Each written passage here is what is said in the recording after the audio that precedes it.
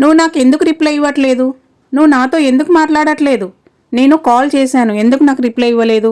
నేను మెసేజ్ పంపాను, నేను నీకు ఫోటో పంపించాను, నీకేమైంది? నాకెందుకు రిప్లై ఇవ్వట్లేదు? సారీ, నేను బిజీగా ఉన్నాను. సారీ, నేను నిద్రలో ఉన్నాను. సారీ, ఫోన్ ఆఫ్ అయింది. నేను ఫోన్ ఆఫ్ చేశాను, నాకు బాబా వెళ్ళమని చెప్పాడు. ఇలాంటి చాలా వాక్యాలన్నీ ఈ వీడియోలో నేను క్లియర్గా చెప్పడం జరిగింది. హాయ్ అండి, నమస్తే అందరికీ. Welcome to our channel Arabic తెలుసుకుందాం తెలుగులో. ఈ ఛానల్కి మీకందరికీ స్వాగతం అండి. ఈ అరబిక్ వీడియోస్ మరీ ముఖ్యంగా ఎవరైతే గల్ఫ్కి కొత్తగా రావాలనుకుంటున్నారో, అలాగే గల్ఫ్కి కొత్తగా వచ్చి ఎవరైతే అరబీ భాష తెలియక ఇబ్బంది పడుతున్నారో అలాంటి వారికి ఈ బేసిక్ పదాలతో కూడిన వాక్యాలు చాలా ఉపయోగపడతాయి. మీ ఫ్రెండ్స్లో అలాంటి వాళ్ళు ఎవరైనా ఉంటే వాళ్ళకి తప్పకుండా వీడియోస్ని షేర్ చేయండి. మర్చిపోకుండా వీడియోకి లైక్ చేయండి. అలాగే మన ఛానల్ని సబ్స్క్రైబ్ చేసుకోండి. ఇంకా లేట్ చేయకుండా వీడియోలో ఉన్న ఆ వాక్యాలన్నీ కూడా వినేద్దాం. నువ్వు నాకెందుకు రిప్లై ఇవ్వట్లేదు? మనం ఎప్పుడైనా కాల్ చేసినప్పుడు ఒక్కొక్కసారి ఆన్సర్ అనేది ఉండదు, ఫోన్ లిఫ్ట్ చేయరు. అలాంటప్పుడు నువ్వు నాకెందుకు రిప్లై ఇవ్వట్లేదు అని ఎదుటి వాళ్ళని అరబిక్లో ఎలా అడుగుతారంటే ఇంత లేష్ మాతృద్ దాలై, ఇంత లేష్ మాతృద్ దాలై అని అంటారు. ఇంత అంటే నువ్వు, లేష్ అంటే ఎందుకు, మాతృద్ అంటే రిప్లై ఇవ్వట్లేదు, ఆలే అంటే నాకు అని అర్థం. ఇంత లేష్ మాతృద్ దాలై అని చెప్తారు. అలాగే రిప్లై ఎందుకు ఇవ్వడం లేదు, ఎందుకు రిప్లై ఇవ్వడం లేదు అని అడగాలంటే లేష్ మాతృద్ అని అంటారు. కాల్ చేసినప్పుడు టెలిఫోన్ మనం కాల్ చేసినప్పుడు లిఫ్ట్ చేయకపోతే లేష్ మాతృద్ అంటే నా ఫోన్ నువ్వు ఎందుకు ఆన్సర్ చేయట్లేదు, ఎందుకు లిఫ్ట్ చేయట్లేదు అనే అర్థంలో దీన్ని ఉపయోగిస్తారు. లేష్ మాతృద్ అని అంటారు. అలాగే నువ్వు నాతో ఎందుకు మాట్లాడట్లేదు అని మనం ఎదుటి వారిని అరబిక్లో ఎలా అడగాలంటే లేష్ మాత్కల్లెంని అని అంటారు. అంటే లేష్ అంటే ఎందుకు, మా అంటే లేదు కాదు రెండు అర్థాలు వస్తాయి. త్ అంటే నువ్వు, కల్లిం అంటే మాట్లాడడం, నీ అంటే నాతో అని అర్థం. లేష్ మాత్కల్లెంని అని అంటారు. అంతేగాని నువ్వు అంటే ఇంత, నాతో అంటే అనా, ఎందుకు అంటే లేష్, మాట్లాడట్లేదు అంటే మా కల్లం. ఇంత అనా లేష్ మా కల్లం అని మనము వాడుక భాషలో మనం చెప్తాము. అది చాలా చాలా రాంగ్ వస్తుంది. సెంటెన్స్ ఫామ్ చేసేటప్పుడు కొన్ని పదాలు అయితే షార్ట్కట్లో వస్తాయి. లేష్ మాత్కల్లంని అని అంటారు. నువ్వు నాతో ఎందుకు మాట్లాడట్లేదు అని చెప్పాలంటే. అలాగే నిన్ను కాల్ చేశాను, ఎందుకు రిప్లై ఇవ్వలేదు అని అరబిక్లో ఎలా అడుగుతారంటే అన దగ్గి తాలేక్ లేష్ మాతృద్ అని అంటారు. కొన్నిసార్లు తస్సర్ అని కూడా అంటారు. అన తస్సుల్ ఆలేక్ లేష్ మాతృద్ అని అంటారు. అంటే కాల్ చేయడంని దగ్గీత్ అని అంటారు, తస్సల్ అని అంటారు. ఫోన్ చేయడాన్ని అన్న దగ్గీత్ ఆలేక్ అంటే నీకు అని అర్థం. అన్న దగ్గీత్ ఆలేక్ అంటే నిన్ను కాల్ చేశాను, లేష్ మాతృద్ ఎందుకు రిప్లై ఇవ్వలేదు అని అర్థం. అలాగే నేను నీకు మెసేజ్ పంపాను అని అరబిక్లో ఎలా చెప్తారంటే అన అర్సలక్ మెసేజ్ అని అంటారు. మనము మే అంటాము, వాళ్ళు మా అంటారు. మెసేజ్ అని అంటారు, మనం మెసేజ్ అని అంటాం. అన అంటే నేను, అర్సలక్ అంటే నీకు పంపించాను, మెసేజ్ అంటే మెసేజ్.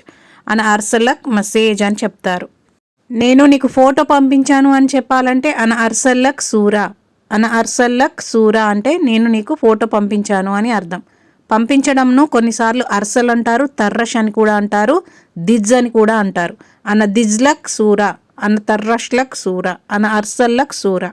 ఈ మూడు పదాలు కూడా పంపించాను అనే దానికి సేమ్ అర్థం వస్తుంది. తర్రష్, దిజ్, అర్సల్ ఈ మూడు కూడా పంపించడానికి సేమ్ అర్థం అయితే వస్తుంది.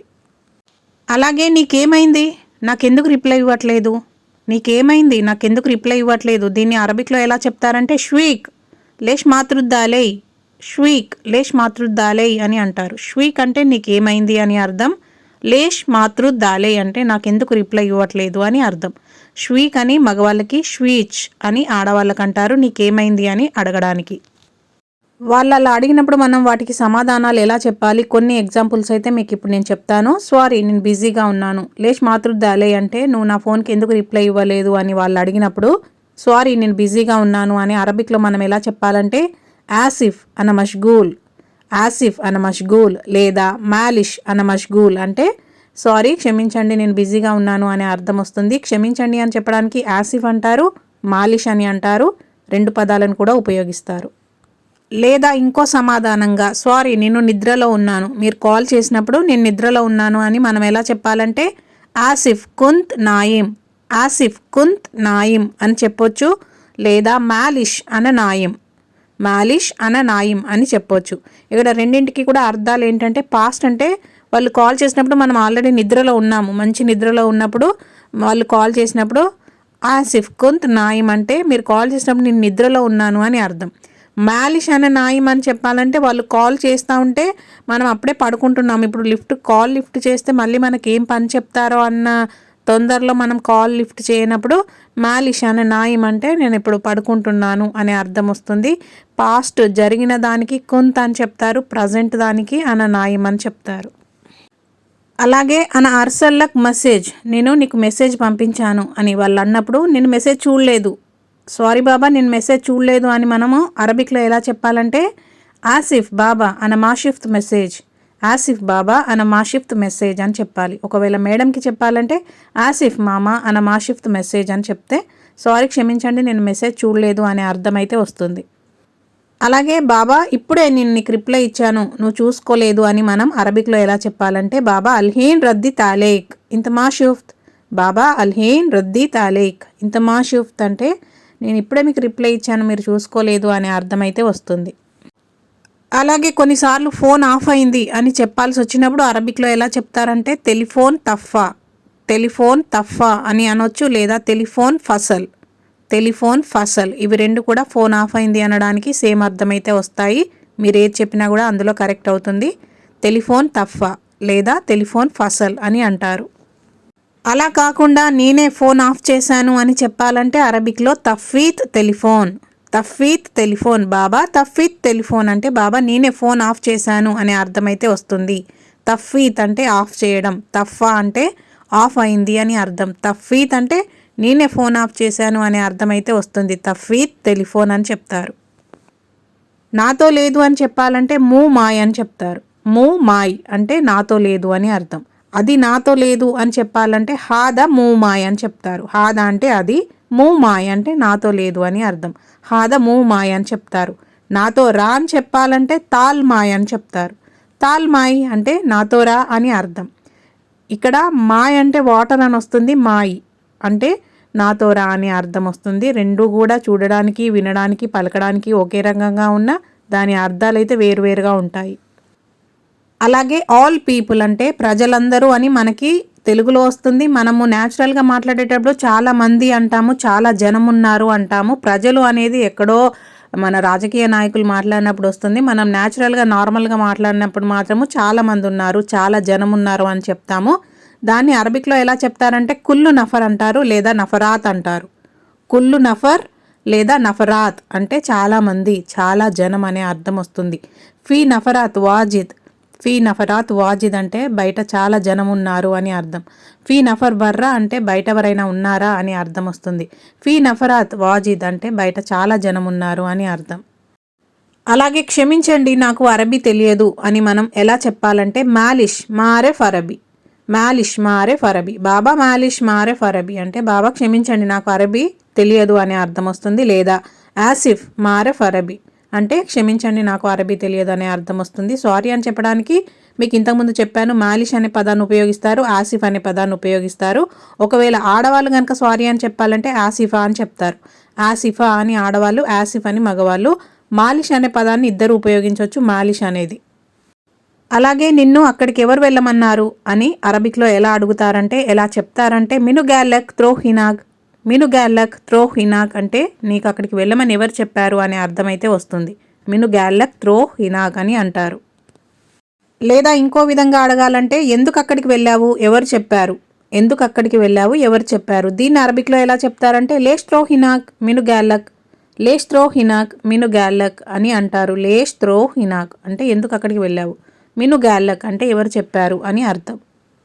వాళ్ళు అలా అడిగినప్పుడు దానికి సమాధానంగా మనం ఎలా చెప్పాలంటే బాబా నాకు వెళ్ళమని చెప్పాడు అని మనం ఎలా చెప్పాలంటే బాబా గ్యాల్లీ అరోహ్, బాబా గ్యాల్లీ అరోహ్ అంటే బాబా నాకు వెళ్ళమని చెప్పాడు అని అర్థం వస్తుంది.